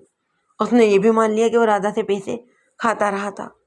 उसने कहा कि उसकी दिलचस्पी राधा के साथ महज जिस्मानी थी और दूसरी दिलचस्पी इन पैसों के साथ थी जो वो उससे लेता रहा था। वो ऐसा खतरा मोल लेने को तैयार ही नहीं था कि डकैती की वारदात करता और राधा को भी भगा कर ले जाता। वो जानता था कि राधा के साथ वो भी शहर से गैर हाजिर होगा तो पुलिस समझ जाएगी कि राधा उसी के साथ गई है और राधा के घर का माल भी उसी के साथ गया है। एक तो पुलिस का डर कि पुलिस उसे ढूंढ निकालेगी और राधा का बाप हिंदुओं को साथ मिलाकर नसीम के घर वालों से इंतकाम लेगा। वो जानता था कि हिंदू मुसलमानों से किस तरह इंतकाम लिया करते हैं। अमृतसर में जहाँ नसीम रहता था वहाँ से कुछ भी बरामद नहीं हुआ। ये तो मैं मान ही नहीं सकता था कि नसीम ने अपने माँ बाप के घर में माल रखा होगा। मुझे मुखबिरों ने बताया था कि ये शरीफ और मोअज़्ज़ज़ ख़ानदान है। मैंने इसे पूछा कि वो अपनी मामू की बेटी से शादी क्यों नहीं करना चाहता। मैंने ये बात राधा से भी पूछी थी और अब एक बार फिर नसीम से पूछ रहा था कि इसकी खातिर वो अपनी मंगनी तोड़वा रहा है। लेकिन नसीम ने मुझे बताया कि मामू की बेटी उसे अच्छी ही नहीं लगती। एक तो शक्ल सूरत भी वाजिबी सी है, कद भी छोटा है, जिसे मोटा और बेढपसा है। नसीम ने मामूजात के साथ शादी न करने की एक वजह ये भी बताई कि अमृतसर में एक बड़ी शरीफ फैमिली है जिसके साथ उसके मरासिम पैदा हो गए। इस घराने का एक नौजवान नसीम के साथ डीसी ऑफिस में मुलाजिम है। उसके साथ नसीम की दोस्ती हो गई और वो अपने इस दोस्त के घर आता जाता था। इस दोस्त की बहन शादी की उम्र को पहुंच गई थी। ये लड़की उसे बहुत अच्छी लगी और नसीम और उस लड़की के वालिदैन को वो अच्छा लगा। इशारों इशारों में ये बात तय हो गई कि वो लोग अपनी बेटी नसीम को देने के लिए तैयार थे। मैं आपको एड्रेस भी दे देता हूँ, नसीम ने कहा। आप अमृतसर जाकर इस घराने में जाएं और पूछे कि मैं सच कह रहा हूँ या झूठ। मैंने भी सिर्फ अपनी ये बात माँ को बताई है कि मैं इस लड़की के साथ शादी कर लूँगा। आप चलकर देख लें। मैंने भी अपने बाप और भाइयों को नहीं बताया। ये घराना भी अच्छा और लड़की भी मेरी पसंद की है। मैंने उसी वक्त जब नसीम को अमृतसर से थाने लाए थे कह दिया था कि उसकी उंगलियों के निशानात लिए जाएंगे। निशानात ले लिए गए थे और एक कांस्टेबल ये निशानात लेकर बलूर को रवाना हो गया था। ये तो मैं जानता ही था कि डकैती की ये वारदात कोई मामूली वारदात नहीं थी। ये अलग बात है कि इस वारदात के इर्तिकाब के लिए ऐसी सहूलतें मौजूद थीं कि कोई भी शख्स ये वारदात आसानी से कर सकता था। लेकिन इन सहूलतों से वारदात की संगीनी में कोई फ़र्क नहीं हो सकता था। किसी को आसानी से कत्ल कर देने से ऐसा नहीं होता कि कातिल को सजाए मौत या फिर उम्र कैद नहीं मिलेगी। नसीम को डकैती की इस वारदात की संगीनी का और पकड़े जाने की सूरत में सज़ा का पूरा एहसास था। ऐसी वारदात कोई जुर्म पेशा शख्स ही कर सकता था या फिर कोई बड़बोला या ओशा आशिक जो फिल्मी भड़कों का आदी होता हो। ऐसे अशखास नताइज से बेखबर अमूमन किसी औरत की फूंक में आकर उससे भी ज़्यादा संगीन वारदात कर गुजरते हैं। मैंने नसीम को अच्छी तरह ठोक बजा कर देखा था। उसके दोस्तों से भी उसके किरदार के मुतालिक सब कुछ पूछा। अपने मुखबिरों से भी बहुत कुछ मालूम किया। किसी एक ने भी ऐसी बात नहीं कही कि नसीम बदमाश या बदकार आदमी है। उसका दोस्ताना बदमाशों या मशकूक किस्म के लोगों के साथ है। सभी ने उसे एक शरीफ घराने का फर्द कहा था। राधा के साथ नाजायज दोस्ती रखने का मतलब ये नहीं था कि वो कोई वारदात भी कर सकता है। ऐसी दोस्तियां तो बड़े अच्छे घरानों के आदमी भी लगा लेते हैं। मैंने ये जो राय दी ये नसीम के हक में ही जाती थी, लेकिन मैं इतना कच्चा नहीं था कि उसे इस वारदात से बरीजुम्मा करार कर देता। इस पर मेरा शक अभी कायम था। एक बात जहन में ये भी आई कि अमृतसर से ये मालूम किया जाए कि नसीम की वहाँ ज़िंदगी कैसे गुजर रही है। हो सकता था कि वो जुआ या रेस खेलता हो और दवाईबाजी और शराब नोशी भी करता हो اور اسے ہر وقت رقم کی ضرورت بھی رہتی ہو۔ میں یہ کام امرتسر کے کسی تھانے دار سے بھی کروا سکتا تھا، لیکن ابھی مجھے انگلیوں کے نشانات کی رپورٹ کا انتظار تھا۔ ویسے بھی میں ابھی نسیم کو فارغ نہیں کر سکتا تھا، کسی بھی وقت کوئی بھی شہادت آ سکتی تھی۔ میں نے نسیم کو ایک بار پھر کانسٹیبلوں کے حوالے کر دیا۔ تھانے میں ایسے نہیں ہوتا تھا کہ ایک ہی واردات کے پیچھے پڑے رہتے، کئی تفتیشیں چل رہی ہوتی تھیں اور تھانے کے اپنے بھی کام ہوتے تھے۔ عدالتوں میں جو کیس چلتے تھے ان میں گواہی دینے یا گواہوں کو پیش کرنے کے لیے بھی جانا پڑتا۔ پورا دن نکل جاتا تھا۔ 3 دن اور گزر گئے۔ نسیم منتیں کرتا کہ میں اسے چھوڑ دوں۔ میں اسے کہتا تھا کہ اللہ کا شکر ادا کرے وہ کہ میں نے اسے مہمانوں کی طرح رکھا ہوا ہے، ورنہ تھانے میں مشتبہ کے ساتھ تو کوئی اور ہی سلوک ہوتا ہے جو مشتبہ باقی عمر یاد رکھتا ہے۔ اس وقت یہ سلوک ان مشتبوں کے ساتھ ہو رہا تھا جو جرائم پیشہ یا سزا یافتہ تھے، اور میرا جونیئر سب انسپکٹر اس واردات کے سلسلے میں پوچھ گچھ کر رہا تھا۔ اتنے زیادہ دن گزر گئے تھے لیکن کسی ایک نے بھی اقبال جرم نہیں کیا تھا۔ سبھی لا علمی کا اظہار کر رہے تھے۔ ایک روز ایک پیشہ ور ڈاکو میرے پاس آیا۔ وہ اس قصبے سے تقریباً 5 میل دور ایک گاؤں کا رہنے والا تھا۔ میں نے اپنی کہانیوں میں پہلے بھی بتایا ہے کہ ہمارے وقتوں میں باقاعدہ پیشے ہوا کرتے جن میں ڈکیتی اور ڈاکہ زنی بھی پیشے ہی تھے۔ ڈاکوؤں کو لوگ جانتے تھے کہ یہ ڈاکو ہیں، لیکن اپنے گاؤں میں وہ باعزت زندگی بسر کرتے اور دوسروں کی بھی عزت کرتے تھے۔ آج ان ڈاکوؤں کا تو تصور ہی ختم ہو گیا ہے۔ آج تو جسے بھی دیکھو وہ ڈاکو بنا ہوا ہے۔ اس ڈاکو کا نام فرقان علی تھا، لیکن فرقہ کے نام سے مشہور تھا۔ اس کے ساتھ میری بڑی اچھی سلام دعا تھی۔ اس نے بتایا کہ اسے پتہ چلا تھا کہ ہندو ساہوکار کے گھر تجوری ٹوٹی ہے اور اچھا خاصا مال نکل گیا ہے۔ اسے یہ بھی معلوم تھا کہ بہت سے مشتبہ تھانے میں بٹھائے ہوئے ہیں اور وہ اس سلسلے میں میرے ساتھ بات کرنے آیا تھا۔ ملک صاحب، فرقان نے کہا، آپ نے یہ کیوں سوچ لیا ہے کہ ڈکیتی کی یہ واردات کسی پیشہ ور نے ہی کی ہوگی؟ کوئی اور بھی تو یہ واردات کر سکتا ہے۔ اس وقت کے ڈاکو قانون سے بھی کسی حد تک واقف تھے اور پولیس کی تفتیش میں اور تفتیشی کارروائیوں سے نہایت اچھی طرح واقف ہوتے۔ وہ بڑے ہی ذہین لوگ ہوا کرتے۔ میں نے ایسا نہیں سوچا کہ اس شخص کو یہ سمجھ کر نظر انداز کر دیتا کہ ارے یہ تو ڈاکو ہے، اسے میری عقل، اتھارٹی اور تجربے تک رسائی ہو ہی نہیں سکتی، بلکہ میں نے چاہا کہ اس شخص کے ساتھ پوری بات کروں اور یہ بھی مجھے اپنا کوئی مشورہ دے یا کوئی نئی بات ہی بتا دے۔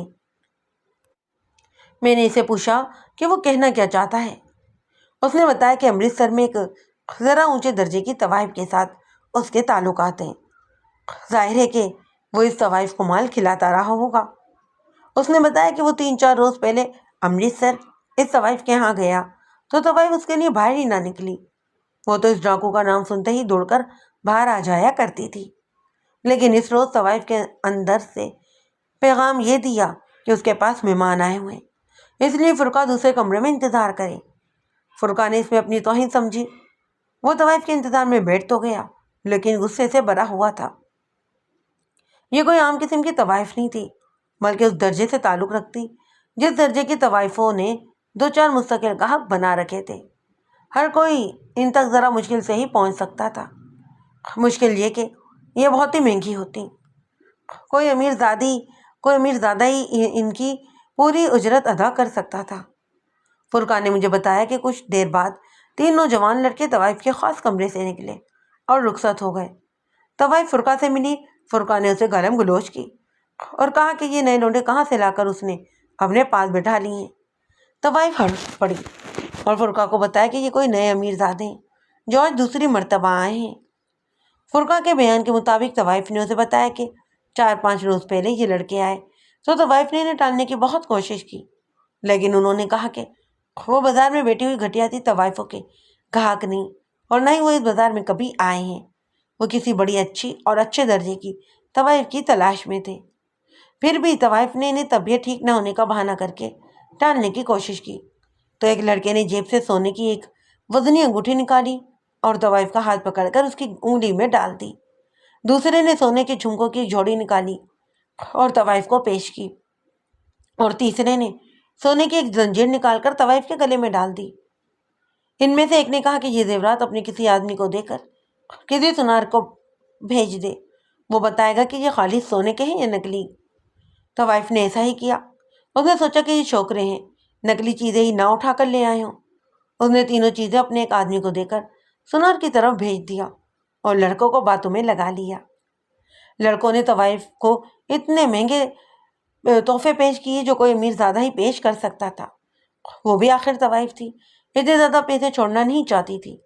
اس نے پیسے لے لیے۔ کچھ دیر بعد طوائف کا آدمی آیا اور اس نے طوائف کو بتایا کہ یہ تو خالص سونے کے زیورات ہیں۔ طوائف نے دیکھ لیا تھا کہ لڑکے اچھے خاصے بے وقوف ہیں اور بڑے ہی اچھے قسم کے ہیں۔ اس نے سوچا کہ انہیں اپنی مٹھی میں ہی رکھے۔ لڑکوں کو اس نے بڑا ہی خوش کر کے رخصت کیا۔ یہ کچھ دن پہلے کی بات ہے۔ اب یہی لڑکے پھر آئے ہوئے تھے کہ فرقہ آ گیا۔ طوائف نے پہلی ملاقات میں ان سے نام پوچھ لیے اور یہ بھی کہ وہ کہاں کے رہنے والے ہیں۔ لڑکوں نے اس قصبے کا نام لیا جس کی میں کہانی سنا رہا ہوں۔ طوائف فرقے کو ہنس ہنس کر ان لڑکوں کی باتیں سنا رہی تھی۔ اس نے کہا کہ وہ لباس اور انداز سے کسی امیر گھرانے کے لگتے ہی نہیں تھے۔ معلوم نہیں یہ زیورات اور اتنی رقم کہاں سے لے کر آئے تھے۔ فرقے نے یہ بات مجھے اس طرح سنائی اور کہا کہ جب اسے طوائف کی زبانی یہ سب پتہ چلا کہ لڑکے اس قصبے کے رہنے والے ہیں تو اسے ڈکیتی کی یہ واردات بھی یاد آ گئی۔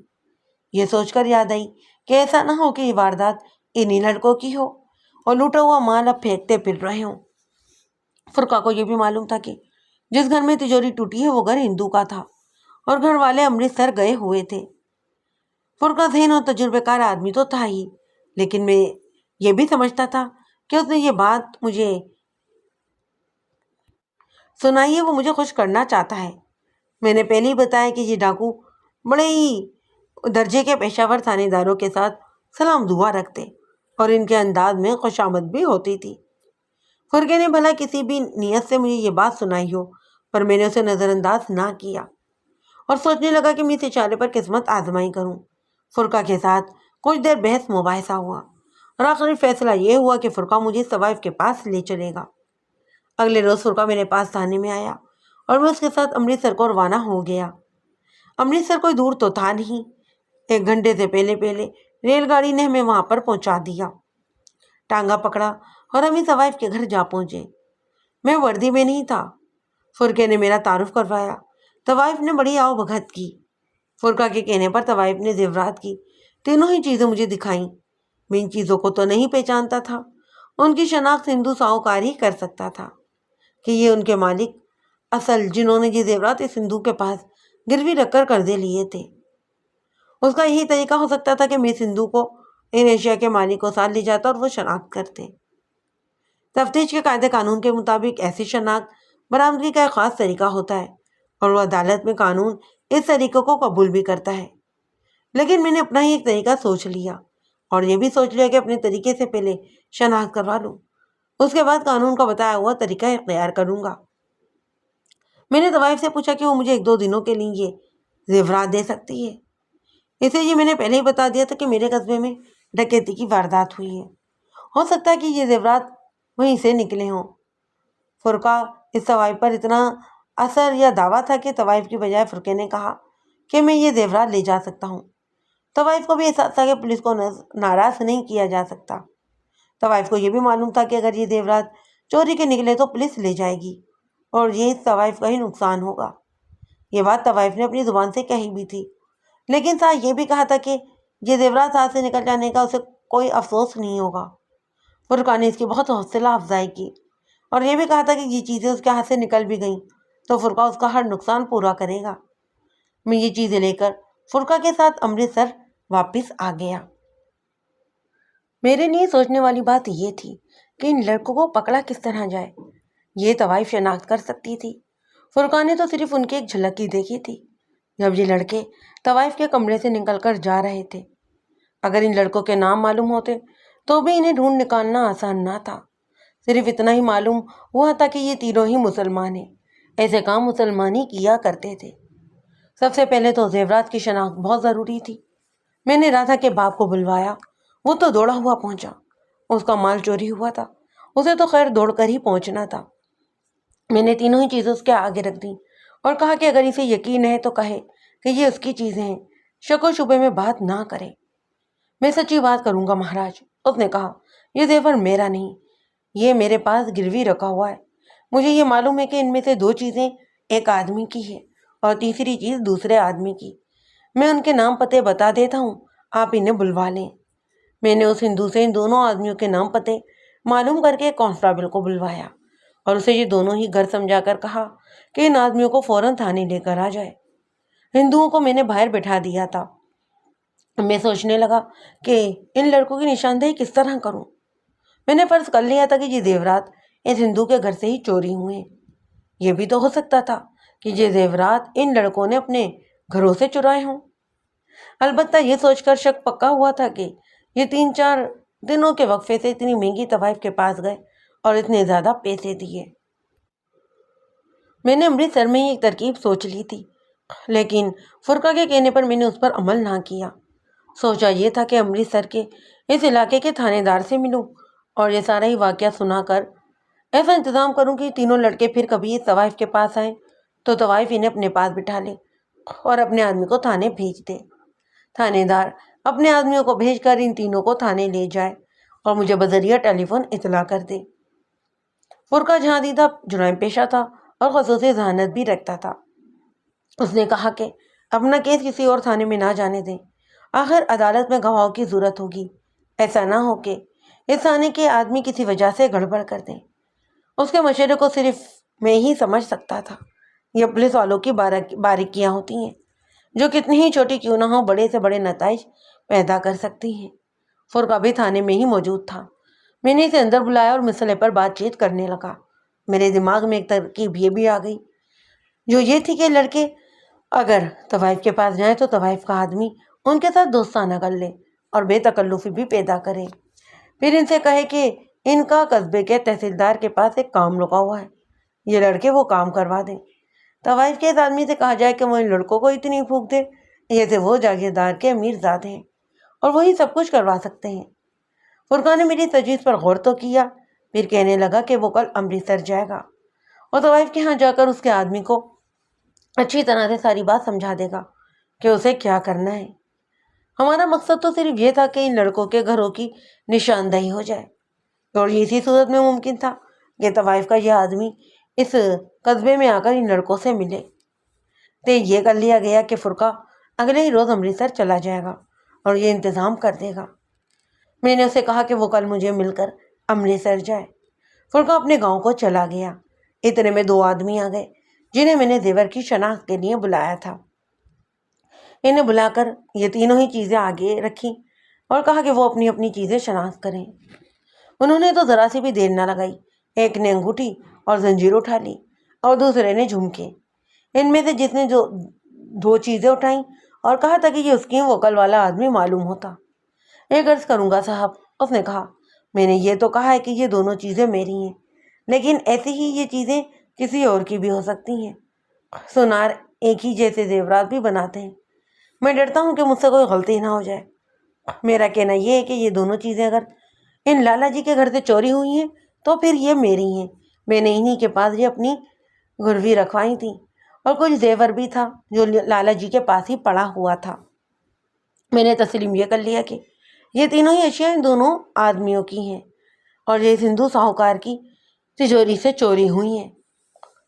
اس ہندو اور ان دونوں آدمیوں کو میں نے بڑی سختی سے یہ کہہ کر رخصت کر دیا کہ کسی کے ساتھ ذکر نہ ہو کہ یہ اشیاء کہیں سے برآمد ہوئی ہیں۔ ہندو لالا بہت ہی خوش تھا کہ چوری کا سراغ مل گیا ہے۔ اس نے مجھ سے پوچھا تھا کہ باقی کا مال بھی برآمد ہوا ہے یا نہیں۔ میں نے اسے ذرا تش لہجے میں چپ کروا دیا اور کہا کہ وہ بھی چلا جائے۔ نسیم ابھی تھانے میں ہی تھا اور 3-4 پیشہ ور مشتبہ بھی تھانے میں موجود تھے۔ میں نے اپنے جونیئر سب انسپکٹر سے کہا کہ وہ بھی تفتیش روک لے اور ان سب کو ذرا آرام کرنے دے۔ مجھے امید تھی کہ کرن نظر آنے لگی تھی۔ اگلے ہی صبح فرقہ آ گیا۔ میں نے اسے کہا تھا نا کہ امرتسر کو جاتے ہوئے مجھے ملتا ہوا جائے۔ یہ اسی لیے کہا تھا کہ زیورات کی یہ تینوں ہی چیزیں لے جائے اور طوائف کو بھی دے دے اور اسے کہے کہ یہ چیزیں اس کے پاس موجود رہنی چاہیے، کہیں ادھر ادھر نہ ہو جائے۔ غور کریں کہ میں نے سونے کے زیورات ایک ڈاکو کو دے دیے تھے۔ بعد میں وہ کہہ سکتا تھا کہ اسے مجھ سے کوئی ایسی چیز ہی نہیں لی، وہ زیورات اپنے قبضے میں بھی رکھ سکتا تھا، لیکن ان وقتوں کے ڈاکو اور راہزن وغیرہ بھی قابل اعتماد ہوا کرتے تھے۔ ہو سکتا ہے کہ بعض سننے والے نہ سمجھ سکے کہ میں نے یہ زیورات طوائف کو واپس کیوں کر دیے تھے۔ یہ تو چوری کا مال تھا جو میرے ہی قصبے میں رہنا چاہیے تھا۔ زیورات طوائف کو واپس کرنے کی وجہ یہ تھی کہ قانون شہادت کے مطابق مال ملزم کی نشاندہی پر اسی جگہ سے برآمد کروایا جاتا ہے جہاں اس نے چھپا کر رکھا ہوتا ہے یا پھر کسی کو دے دیا گیا ہوتا ہے۔ اس قانون کے مطابق میں نے چوری کا یہ مال طوائف کے گھر سے برآمد کروانا تھا اور پھر عدالت میں طوائف کا بیان دلوانا تھا کہ اسے یہ زیورات ان ملزموں نے ہی دیے تھے۔ فرقہ یہ چیزیں لے کر چلا گیا۔ اب میں اس انتظار میں تھا کہ طوائف کا آدمی مجھے ان لڑکوں کے نام اور گھر بتائے گا۔ میں نے اس پہلو پر بھی غور کیا کہ یہ ضروری تو نہیں کہ لڑکے پھر کبھی طوائف کے پاس جائیں گے، وہ کسی اور طوائف کے پاس بھی جا سکتے تھے۔ یہ سوچ کر مجھے پریشانی ہونے لگی۔ میں نے دوسرے طریقے سے سوچنا شروع کر دیا۔ فرقہ اگلے روز امرتسر سے واپس آیا اور مجھے بتایا کہ وہ زیورات طوائف کو واپس کر کے آیا ہے اور اسے اس کے آدمی کو اپنی ضرورت کے مطابق تیار کرایا ہے۔ 3-4 دن گزرے ہوں گے کہ 2-2:30 بجے طوائف کا آدمی میرے پاس آ گیا۔ اس نے بتایا کہ وہ ان تینوں میں سے ایک لڑکے کے گھر سے ہو کر آیا ہے۔ اس نے بتایا یہ کہ یہ لڑکے 1 روز پہلے اس طوائف کے پاس گئے تھے۔ انہوں نے طوائف کو کھل کر بے درق پیسے دیے۔ طوائف کے اس آدمی نے تینوں کو ہی اپنے پاس بٹھایا اور اس طرح بات کی جیسے ان سے وہ بہت ہی مروب ہوا ہو۔ میں نے ان کی خاطر مدارات کی اور انہیں ایسے ہوا دی جیسے وہ بڑے ہی اونچے اور امیر کبیر خاندان کے امیر زادے ہوں۔ اس نے کہا کہ ان کا اتنا اثر و رسوخ ہوگا کہ وہ اس کا کام کروا دیں گے۔ اس شخص نے مجھے بتایا کہ لڑکے پھوک میں آ گئے اور اسے کہا کہ وہ کسی دن ان کے ہاں آ جائے۔ انہوں نے صرف ایک لڑکے کا ایڈریس دیا اور کہا کہ وہ اس کے گھر پہنچ جائے اور پھر دیکھے کہ اس کا کام کس طرح کروانا ہے۔ مجھے ڈر تھا کہ طوائف کا یہ آدمی ان پر ظاہر کر دے گا کہ وہ امیر زادے ہیں، تو یہ لڑکے اسے اپنے گھروں کے ایڈریس نہیں بتائیں گے کہ ان کی اصلیت بے نقاب ہو جائے گی۔ لیکن اس شخص کی باتوں سے معلوم ہوتا تھا کہ لڑکے بہت ہی چھوٹے ذہنوں والے تھے اور وہ یہ کہنے میں اپنی توہین سمجھتے تھے کہ ان کا اثر و رسوخ نہیں اور نہ ہی وہ امیر کبیر والدین کے بیٹے ہیں۔ طوائف کا یہ آدمی اگلے ہی روز اس قصبے میں پہنچ گیا اور گلی محلہ پوچھ کر اس لڑکے کے گھر تک جا پہنچا۔ میرا خیال ہے کہ یہ لڑکے اس لیے خوش ہو گئے ہوں گے کہ اتنی خوبصورت طوائف کا دلال ان کا دوست بن گیا ہے۔ وہ کسی کی منت سماجت کر کے تحصیل کے دفتر میں اس کا کام کروا دیں گے، پھر یہ طوائف ان سے اتنے زیادہ پیسے نہیں لیا کرے گی۔ یہ آدمی اس لڑکے کے گھر گیا تو لڑکا اسے مل گیا۔ لڑکے نے اسے گھر میں بٹھانے کی بجائے چھوٹے سے ایک ہوٹل میں جا کر بٹھایا، اس کی خاطر تواضع بھی کی۔ اس دوران اس آدمی نے چھوٹا موٹا جھوٹ موٹ کا اپنا ایک مسئلہ بیان کیا اور کہا کہ کاغذات تحصیلدار کے آفس میں ہیں۔ لڑکے نے اسے کہا کہ وہ معلوم کرے گا کہ یہ کاغذات کس کے پاس ہیں، پھر وہ اپنا اثر و رسوخ استعمال کر کے کام کروا دے گا۔ لڑکے نے اسے یہ بھی کہا کہ وہ واپس امرتسر چلا جائے اور لڑکا خود امرتسر آ کر اسے بتائے گا کہ کام ہوا ہے یا نہ ہونے کی کیا وجہ ہے۔ یہ آدمی اس لڑکے سے رخصت ہو کر میرے پاس آ گیا اور اس لڑکے کا نام اور گھر کا نام، پتہ، ایڈریس سب کچھ دے دیا۔ میں نے اس آدمی کو رخصت کر دیا اور اس کا بہت ہی زیادہ شکریہ بھی ادا کیا۔ میں نے ہیڈ کانسٹیبل کو بلا کر اس لڑکے کو سمجھایا اور کہا کہ اسے اپنے ساتھ لے کر آئے۔ کچھ زیادہ دیر نہیں گزری کہ 21-22 سال کا ایک لڑکا ہیڈ کانسٹیبل کے ساتھ میرے کمرے میں داخل ہوا۔ ہیڈ کانسٹیبل اسے میرے پاس چھوڑ کر چلا گیا۔ لڑکے کی تو یہ حالت تھی جیسے وہ گر پڑے گا۔ اس کے چہرے کا رنگ گھبراہٹ خوف سے لاج جیسا ہو گیا تھا۔ میں نے اسے بیٹھنے کو بھی نہ کہا بلکہ نظریں اس کی آنکھوں میں ڈالے رکھی تھی۔ اب تو صاف نظر آتا تھا کہ اس کا سارا ہی وجود کانپ رہا ہے۔ میں نے اس ڈر سے کہ کہیں یہ بے ہوشی نہ ہو جائے اسے بیٹھنے کو کہا اور وہ نظریں میرے چہرے پر گاڑے اسی طرح ڈرتے ڈرتے آہستہ آہستہ کرسی پر بیٹھا جیسے اس کرسی میں کرنٹ آ رہا ہو۔ اتنا ڈرتے کیوں ہو؟ میں نے کہا، میں تم سے 1-2 باتیں پوچھوں گا اور وہ سچ سچ بتا دینا اور میں تمہیں گھر بھیج دوں گا۔ مجھ سے نہ ڈرو، بھول جاؤ کہ میں تھانے دار ہوں، میں تو تمہیں اپنا چھوٹا بھائی سمجھتا ہوں۔ اس کے چہرے پر دہشتگی کے آثار اور بھی زیادہ گہرے ہو گئے۔ اگر وہ اس واردات میں ملوث نہ ہوتا تو میری اتنی سی بات پر اس کا ایسا بھی تناؤ بہت کم ہو جاتا، لیکن وہ تو اور بھی زیادہ ڈر گیا۔ کام کیا کرتے ہو؟ میں نے پوچھا۔ گھر میں ہی رہتا ہوں، اس نے جواب دیا۔ 10 جماعتیں پاس ہوں، नौकरी नहीं मिलती। तुम्हारा बाप क्या करता है? मैंने पूछा। स्कूल टीचर है, उसने जवाब दिया। मुस्लिम हाई स्कूल में 5वीं 6ठी जमातों को उर्दू पढ़ाता है। अमृतसर तवाइफ के पास जाने के लिए इतनी रकम कहाँ से लाते हो तुम? मैंने पूछा। और साथ ही कहा, अगर तुमने कहा कि तुम इस तवाइफ के पास नहीं गए तो फिर तुम्हें पिछले कमरे में उल्टा लटका दूंगा, और जब तक सच नहीं बोलोगे छत से ही लटका रहने दूंगा। अब तो मुझे यकीन होने लगा कि ये तो बेहोश ही हो जाएगा। मैंने अपना रवैया लबो लेजाब नरम कर लिया, उसे प्यार से समझाया कि वो दिल से खौफ उतार दे और मेरे साथ सही तरीके से बात करे। फिर मैं इस पर हुर्फ भी नहीं आने दूंगा कोई, और न ही किसी को पता चलने दूंगा कि उसे थाने बुलाया गया है। बोलो, मैंने कहा, मेरे सवाल का जवाब दो और दिलेरी से कहो कि तुम इस तवाइफ के पास जाते रहे हो। उसने इकरार में सर हिलाया। उसके होंठ कांपे, लेकिन उसकी जुबान से कोई लफ्ज ना निकला। मैंने कहा कि वो तवाइफ के यहाँ जाता है। ये बता दे कि इतने पैसे कहाँ से लाता है? जमा किए थे पैसे, उसने कहा। अब ख़त्म हो गए, अब नहीं जाऊँगा। मैं पूरी तफसील नहीं सुनाऊंगा।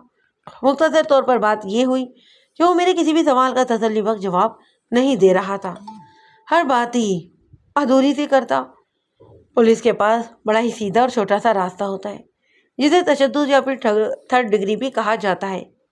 लेकिन मैं कम अज़ कम इस दुबले पतले से लड़के पर ये जुल्म करने से गुरेज कर रहा था। मैं समझ गया था कि इस वारदात के साथ इस लड़के का गहरा ताल्लुक है, जो ये मुझसे छुपा रहा है। मैं आखिर इसके इस अंदाज और रवैये से तंग आ गया और सोचा कि उसे अपना हाथ तो दिखा ही दूँ। मैं उठ नहीं लगा था कि एक मोअज़्ज़िज़ सा आदमी मेरे दफ्तर में दाखिल हुआ। उसकी उम्र 50 साल से कुछ कम ही होगी। उसकी छोटी छोटी तराशी हुई दाढ़ी भी थी। सर पर सफ़ेद पगड़ी थी जो निहायत ही मामूली से गले पर लिपटी हुई थी। कपड़े भी बिल्कुल मामूली से थे, लेकिन साफ सुथरे थे। उसके हाथ में कपड़े की एक छोटी सी पोटली भी थी। उसने मेरे दफ्तर में दाखिल होते ही माथे पर हाथ रखकर अस्सलाम वालेकुम कहा और पोटली को भी मेरे आगे रख दिया। मैंने एहतराम से पूछा कि वो कौन है और ये क्या है। उसे कुर्सी पर भी बैठने को कहा। वो बैठ गया। जनाब मलिक साहब, उस शख्स ने कहा, ये मेरा बेटा है। घर आया तो मेरी बीवी ने मुझे बताया कि इसे एक पुलिस हवालदार थानेदार लेकर गया है। मैंने सोचा कि उसे बिला वजह थाने नहीं बुलाया गया, कोई ना कोई वजह तो होगी। ये तो मुझे धड़का लगा ही रहता था कि ये मेरा बेटा कोई रंग दिखा कर ही रहेगा। इसके मुतालिक आपने ऐसा क्यों सोचा? मैंने पूछा। बदबख्त आवारा हो गया है, उसने कहा। गलत सोसाइटी में चला गया है। मैं तो इसे टीचिंग लाइन में लाना चाहता था, लेकिन ये ऐसा डराम निकला कि किसी लाइन पर आता ही नहीं, आवारगी में ही खुश रहता है।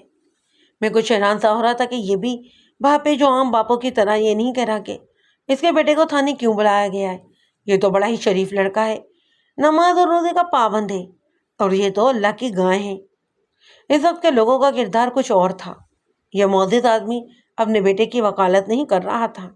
क्या है ये? मैंने वो पोटली अपनी तरफ सिरकाते हुए जो उसने मेरे सामने रखी थी पूछा। क्या है इसमें? खोल कर देखें, उसने जवाब दिया।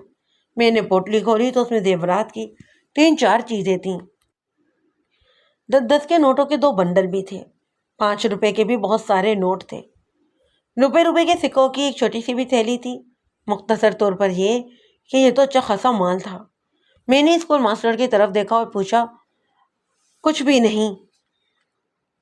स्कूल मास्टर ने बताया कि उसे बीवी से पता चला कि उसके बेटे को एक पुलिस हवालदार थाने ले गया है, तो मास्टर जी सोचने बैठ गया क्या वजह क्या हो सकती है उसे थाने बुलाने की। बीवी ने उसे बताया कि वो बहुत दिनों से देख रही कि ये लड़का भूसे वाली कोठरी में जाता है और ना जाने वहाँ क्या करता है और फिर बाहर निकल जाता है। मास्टर ने बताया कि ये देख तो वो भी रहा था कि 3-4 मरतबा लड़का सुबह का निकला और शाम को ही वापस आया था। बीवी ज़्यादा जोर इस बात पर ही दे रही थी कि बेटा भूसे वाली कोठरी में क्या करने जाता है। मास्टर ने घर में दूध के लिए गाय रखी हुई थी। गाय के लिए भूसा खरीद कर इस छोटी सी कोठरी में रखता था।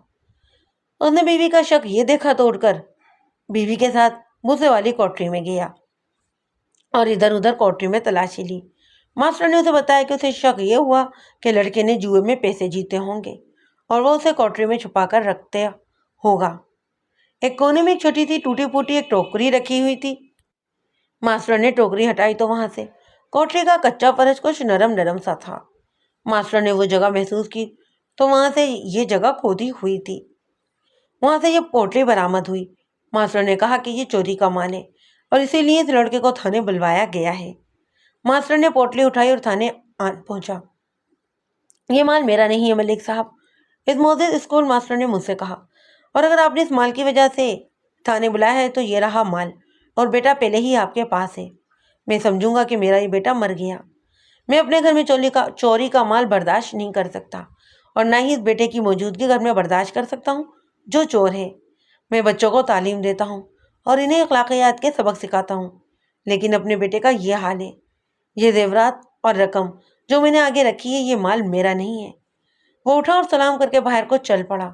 میں نے اسے روک لیا، اس کی آنکھوں میں آنسو آ گئے۔ میں نے اسے ایک بازو میں لپیٹ کر بڑے ہی احترام اور پیار سے باہر لے گیا۔ اس شخص نے مجھے اس قدر متاثر کیا تھا کہ میں نے اس کی مدد کرنے کا پکا ارادہ کر لیا۔ برآمدے میں لے جا کر اسے کہا کہ میں اس کے بیٹے کو بچانے کی پوری کوشش کروں گا، اور پر اسے ڈراؤں گا اتنا کہ صحیح راستے پر یہ آ جائے گا۔ اسی طرح اسے تسلیاں دلاسا دے کر میں نے رخصت کر دیا۔ میں اپنے کمرے میں آیا اور اس لڑکے کو ایک ہی سانس میں جتنی بھی گالیاں دے سکتا تھا نا، دے کر کہا کہ وہ اس عظیم باپ کا بیٹا ہو کر اس راستے پر جا رہا ہے۔ پھر اسے کہا کہ وہ اقبالی بیان دے دے اور اپنے ساتھیوں کو بھی پکڑوا دے، اور میں اسے وعدہ معاف گواہ بنا کر سزا سے بچا لوں گا۔ اسے اچھی طرح سمجھایا کہ وعدہ معاف گواہ ہوتا کیا ہے اور اسے کس طرح معافی ملتی ہے۔ اس نے روتے ہوئے اقبالی بیان دینے پر رضامندی کا اظہار کیا۔ میں نے اس کی رہنمائی کی، وہ بولتا جا رہا تھا اور میں اسے لقمے دیتا رہا، کچھ سوال بھی پوچھتا رہا، اور اس طرح اس کا بیان مکمل ہوا۔ اس نے اپنے 2 دوستوں کے نام بتائے۔ یہ اس نے بیان کے آغاز میں ہی بتا دیا تھا کہ میں نے ایک ہیڈ کانسٹیبل کو اور ایک کانسٹیبل کے ساتھ دوڑا دیا تھا کہ ان دونوں کو ہی تھانے لے آئے۔ اس لڑکے کا بیان جاری تھا جب دونوں ہی لڑکے آ گئے۔ کانسٹیبل نے بتایا کہ یہ دونوں لڑکے گھروں میں نہیں تھے، ان کے محلے میں سب کو ہی پتہ چل گیا تھا کہ اسکول ماسٹر کے بیٹے کو تھانے لے گئے، اور یہ دونوں لڑکے غالباً یہ سنتے ہی غائب ہو گئے تھے۔ ہیڈ کانسٹیبل بڑا ہی تیز ہوشیار آدمی تھا۔ اس نے ایسا نہ کیا کہ تھانے میں آ کر مجھے بتاتا کہ لڑکے نہیں ملے۔ اس نے انہیں ادھر ادھر ڈھونڈنا شروع کر دیا۔ اس تلاش میں ہیڈ کانسٹیبل کو کسی نے بتایا کہ یہ دونوں ہی لڑکے ریلوے اسٹیشن پر دیکھے گئے ہیں۔ ہیڈ کانسٹیبل سمجھ گیا کہ لڑکے فرار کی کوشش میں ہیں۔ اس وقت کوئی ریل گاڑی نہیں گزرتی تھی، لاری اڈے پر بھی کوئی لاری تیار نہیں تھی۔ اس زمانے میں آج کل کی طرح بسیں زیادہ نہیں تھیں، ایک لاری تیار ہوتی تو چلتی تھی۔ ہیڈ کانسٹیبل ریلوے اسٹیشن چلا گیا۔ چھوٹا سا ویران سا اسٹیشن تھا جو ویران پڑا تھا۔ ہیڈ کانسٹیبل کو دونوں لڑکے ایک جگہ چھپے ہوئے مل گئے اور وہ انہیں تھانے لے کر آ گیا۔ میں نے ماسٹر کے بیٹے کا اقبالی بیان لے کر سمجھایا کہ اسے ایک مجسٹریٹ کے پاس بٹھا دیا جائے گا اور وہ یہی بیان مجسٹریٹ کو قلم بند کروا دے، پھر اسے جیل کی حوالات میں بھیج دیا جائے گا۔ مقدمہ عدالت میں جائے گا اور وہ یہ بیان عدالت میں دے گا، دوسرے ملزموں کو سزا مل جائے گی اور اسے آزاد کر دیا جائے گا۔ مجھے وعدہ معاف گواہ کی ضرورت ہی نہیں تھی، میں تو اس کے بغیر ہی تینوں ملزموں پر الزام ثابت کر کے انہیں سزا دلوا سکتا تھا۔ ویسے بھی میں وعدہ معاف گواہ کے ہمیشہ خلاف ہی رہا ہوں۔ اس کا مطلب یہ ہوتا ہے کہ ایک شخص جرم میں پوری طرح شامل ہوتا ہے اور وہ اپنے ساتھیوں کے خلاف بیان دے کر سزا سے بچ جاتا ہے۔ میں کہتا ہوں کہ جس نے جرم کیا ہے اسے پوری سزا ملنی چاہیے۔ تھانے دار اگر محنت کرے تو وعدہ معاف گواہ کے بغیر ہی ملزموں کو سزا دلوا سکتا ہے۔ میں نے اس لڑکی کو صرف اس لیے وعدہ معاف گواہ بنایا تھا کہ اس کے باپ نے جس دیانتداری کا مظاہرہ کیا اس سے میرا مسئلہ حل ہو گیا تھا۔ میں اسے انعام دینا چاہتا تھا، اور اس سے بڑا انعام کیا ہو سکتا تھا کہ اس کا بیٹا 4-5 سالوں کے لیے جیل میں بند ہونے سے بچ جائے۔ ایسے نارمل لڑکے جیل میں سے پکے مجرم بن کر ہی نکلا کرتے ہیں۔ اس لڑکے کو سمجھا بجھا کر تسلیاں دلاسا دے کر میں نے حالات میں بند کر دیا۔ بات آگے چلنے سے پہلے آپ سننا چاہیں گے کہ اس لڑکے نے بیان کیا دیا تھا۔ یہ تینوں ہی لڑکے آوارگی اور بدی کے راستے پر چل پڑے تھے۔ انہیں پہلے تو کھانے پینے کا چسکا پڑا، مثلاً مٹھائی کھانے، ہوٹل میں جا کر کھانا پینا اور امیروں کے بیٹوں کی طرح پیسے اڑانا۔ تینوں کے ہی پاس اتنے پیسے نہیں ہوتے تھے۔ ان میں ایک لڑکا جسے آپ فاروق کہہ لیں، اصل نام کچھ اور تھا، زیادہ تیز ترار اور نڈر تھا، وہی ان کا لیڈر بنا ہوا تھا۔ ان کی تمام غلط حرکتوں کی ہدایت کاری فاروق ہی کرتا۔ یہ اپنے اپنے گھر سے پیسے چوری بھی کر لیا کرتے، پھر انہوں نے چھوٹی موٹی چوریاں دوسری جگہوں سے بھی کرنا شروع کر دیں۔ ماسٹر کے بیٹے نے ان چوریوں کی تفصیل سنائی تھی، جو میں اس لیے نہیں سنا رہا کہ کہانی میں اس کی ضرورت نہیں۔ یہ تینوں پکے فراڈیے بن گئے۔ زیادہ پیسے فروخت لاتا، جو اپنے ماں باپ سے دھوکے سے لیتا تھا۔ یہ تینوں ہی شریف اور عزت دار گھرانوں کے تھے۔ انہوں نے جوا کھیلنا بھی شروع کر دیا، اور پھر جوا میں فراڈ کھیلنے کا ڈھنگ بھی انہیں آ گیا۔ مختصر طور پر یہ کہ یہ پکے جرائم پیشہ بن گئے، لیکن ایسی سطح پر رہے جہاں ان پر شک نہیں ہوتا تھا کہ یہ پکڑے نہیں جا سکیں گے۔ فاروق نے اپنے دونوں ساتھیوں کو بتایا کہ یہ ہندو ساہوکار پوری فیملی کے ساتھ کہیں چلا گیا ہے اور گھر بند ہے۔ چلو اسی کے گھر ڈاکہ ڈالتے ہیں۔ ان تینوں میں ہی عقل کی کمی تھی اور انہیں پیسوں کی بھی ضرورت تھی، اس لیے اس واردات کے لیے یہ لوگ تیار ہو گئے۔ فاروق نے باہر کا تالا دیکھا، اس کے گھر میں بھی ایسا ہی تالا تھا۔ اس نے اس کی چابی لی، ایک مضبوط تار بھی لے لی اور ہتھوڑا بھی لے لیا۔ اگر اس ہندو کے گھر کے تالے صحیح ہوتے تو یہ لڑکے اور بھی تالے توڑ ڈالتے، لیکن تجوری کبھی نہیں کھول سکتے تھے۔ اللہ کے حکم سے اس واردات نہیں ہونا تھا، اس لیے یہ حالات ان لڑکوں کے ہی حق میں ہوتے چلے گئے۔ باہر کا تالا فاروق کی چابی سے کھل گیا، اندر بڑے کمرے کا تار ڈالنے اور ہتھوڑی کی 2-3 ضربیں لگنے سے ہی ٹوٹ گیا، اور تجوری کے تالے کے اندر 2-3 بار گھمائی تار تو تجوری کا دروازہ بھی کھل گیا۔ لڑکوں نے مال سمیٹا اور نکل آئے۔ انہوں نے یہ واردات آدھی رات کے وقت کی تھی۔ اپنے گھروں کو جانے سے پہلے وہ کھیتوں کی طرف نکل گئے اور ایک جگہ بیٹھ کر زیورات رقم آپس میں تقسیم کیا۔ میں جو حیران تھا کہ باہر کا تالا صحیح طریقے سے بند تھا، تو پھر ملزم کس راستے سے باہر گئے تھے؟ تو یہ فاروق کا کمال تھا، اس کی چابی سے تالا کھل گیا تھا۔ واردات کر کے باہر نکلے تو فاروق نے سوچا کہ تالا بند کر دیا جائے تاکہ باہر سے کسی کو پتہ ہی نہ چلے کہ تالا کھلا ہوا ہے۔ چنانچہ اس نے چابی سے تالا بند بھی کر دیا۔ لڑکوں نے اپنے حصے کا مال اپنے اپنے گھروں میں ہی چھپا لیا۔ پھر یہ تینوں امیر زادے بن گئے۔ سب سے پہلے تو انہوں نے امرتسر کی سیر کا پروگرام بنایا اور وہاں چلے گئے، چونکہ ان کے ذہنوں میں بدی کے سوا کچھ بھی نہیں تھا، اس لیے طوائفوں کے بازار میں بھی چلے گئے۔ ایک پان سگریٹ والے کی دکان سے انہوں نے بوتلیں لیں اور پان بھی پیے۔ فاروق ان کا لیڈر تھا۔ اس نے دکاندار سے پوچھا کہ یہاں سب سے اچھی طوائف کون سی ہے؟ دکاندار نے انہیں اس طوائف کا گھر کا راستہ بتا دیا جس طوائف کا میں اوپر ذکر کرتا ہوا آیا ہوں۔ وہ اس کے ہاں جا پہنچے۔ انہوں نے اس طوائف بازی کا پروگرام امرتسر جانے سے پہلے ہی بنا لیا تھا۔ فاروق نے اپنے دوستوں سے کہا کہ کسی بہترین اور سب سے اونچی طوائف کے پاس جائیں گے اور اسے خوش کرنے کے لیے پیسوں کے علاوہ تحفے بھی دیں گے۔ وہ یہ بھی سوچنے لگے کہ تحفے کیا ہوں، تو ماسٹر کے بیٹے نے کہا کہ زیور کی ایک ایک آئٹم دے دیتے ہیں۔ سبھی اس سوچ پر متفق ہو گئے اور زیور کی ایک ایک آئٹم اپنی جیبوں میں ڈال لی۔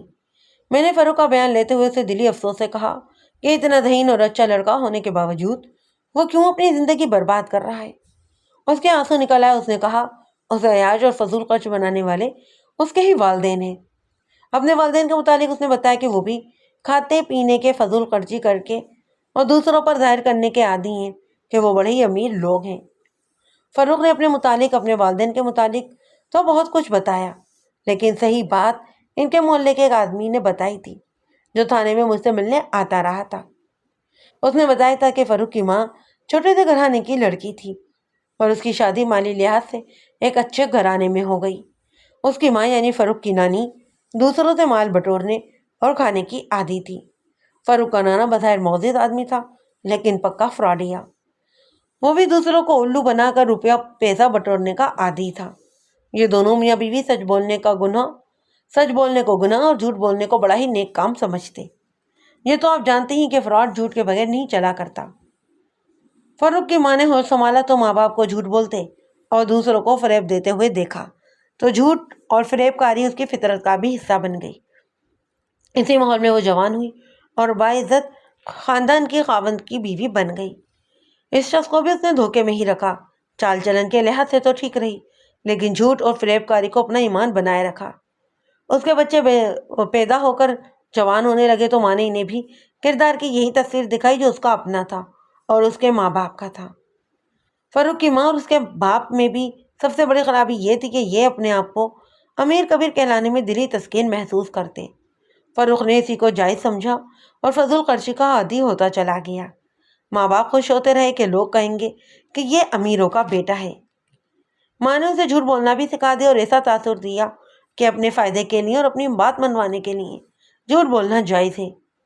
یہ تھا وہ گھریلو ماحول جس میں فاروق پل کر جوان ہوا اور زندگی کا وہ راستہ اختیار کیا جو اسے سیدھا جیل میں لے کر چلا گیا۔